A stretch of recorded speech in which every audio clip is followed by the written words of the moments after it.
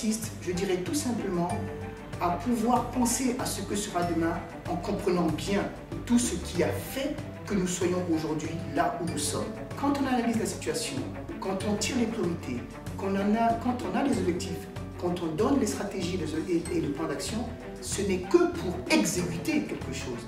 Alors le marketing, à mon avis, est le premier département qui a besoin de la démarche prospective, de l'analyse prospective.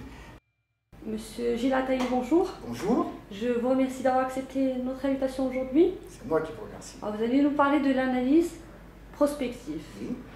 Première question, en quoi consiste cette analyse et quels sont ses champs d'application en entreprise?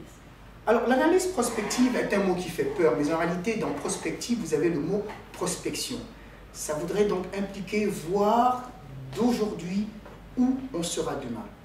L'analyse prospective consiste, je dirais tout simplement, à pouvoir penser à ce que sera demain en comprenant bien tout ce qui a fait que nous soyons aujourd'hui là où nous sommes. Donc il faut une analyse interne de la situation, il faut une analyse externe de la situation, il faut bien comprendre tous les faits, tous les moments qu'ont vécu les organisations, savoir pourquoi est-ce que nous sommes là, et c'est de là que l'on est capable de prévoir en faisant donc une prospection, en projetant sur l'avenir, de savoir où est-ce que l'on sera dans 5, dans 10, dans 15, voire même dans 50 ans. Les champs d'application en entreprise sont les suivants. Essentiellement, marketing et finance, je dirais. Marketing pour savoir quels sont les besoins du consommateur demain, bien comprendre, et finance pour savoir combien devrait être la taille de l'organisation pour supporter le développement que nous souhaitons. Quelles sont les étapes à respecter dans cette démarche? Alors, la démarche doit avoir une destination. Et la destination, c'est d'exécuter un plan. Je pense que les étapes de la démarche prospective, la première est l'analyse de la situation. J'en ai parlé un peu, l'analyse interne, l'analyse externe. Bien comprendre où on est. La deuxième étape, c'est de bien comprendre quelles sont les priorités du moment. Les choses sur lesquelles on ne peut pas négocier, les choses qu'il nous faut bien mesurer, les choses qu'il nous faut bien comprendre, qu'il nous faut bien intégrer. La troisième étape, ce sont les objectifs, c'est-à-dire la destination vers laquelle on va. Et souvent, il est souhaitable, il n'est même pas souhaitable, il est obligé d'avoir des objectifs SMART. S pour spécifique, M pour mesurable, A pour atteignable, R pour réalistique et T pour marquer dans le temps. Après cette troisième étape que représentent les objectifs SMART, il faut penser maintenant à ce qu'on appelle les stratégies et le plan d'action. C'est ce qu'on va faire et comment on va faire pour atteindre la destination. Et puis enfin, la cinquième étape, à laquelle beaucoup de personnes ne pensent pas, mais qui est fondamentale, c'est l'exécution, c'est-à-dire la mise en train, c'est-à-dire la mise en route, l'implémentation. Parce que quand on analyse la situation, quand on tire les priorités, quand on a les objectifs, quand on donne les stratégies et le plan d'action, ce n'est que pour exécuter quelque chose.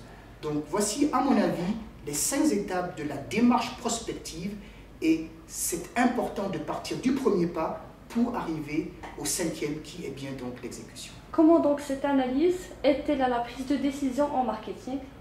Alors le marketing, à mon avis, est le premier département qui a besoin de la démarche prospective, de l'analyse prospective.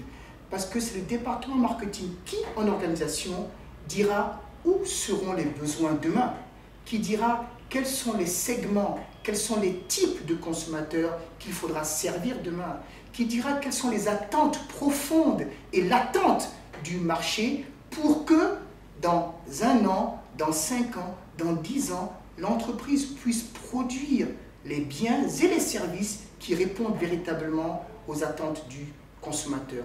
Donc, pour moi, l'analyse prospective, elle est fondamentale, elle est obligatoire, elle est essentielle, elle est incontournable pour la fonction marketing parce que c'est celle-là qui fait vivre l'organisation, qui permettra de se dimensionner pour que dans 5 ans, dans 10 ans, voire dans 50 ans, le marché puisse avoir la réponse par l'organisation de ce qu'elle attend et de ce qu'elle espère.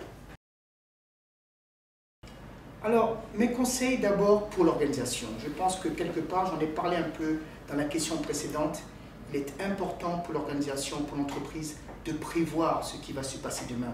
afin d'être bien dimensionné pour répondre aux attentes pertinentes du marché. Mais sortons même de l'organisation et pensons même aux hommes et aux femmes que nous sommes, aux hommes et aux femmes de conscience que nous sommes. Il est important pour un chef de famille de savoir là où devrait être la famille dans 5 ans, dans 10 ans. Il est important de pouvoir rêver pour ses enfants, de savoir comment planifier l'avenir de ses enfants et son propre avenir.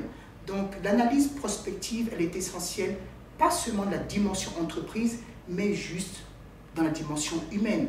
Nos états, où serons-nous, notre économie, que va-t-elle faire, ma famille, où est-ce que je voudrais qu'elle puisse arriver, ma communauté, mon équipe. Tout ceci est important parce que quand on est clair par l'analyse prospective sur où on veut arriver, alors il est possible de se mettre en marche vers ce qui est le succès et qui est donc la garantie du bonheur pour chacun d'entre nous.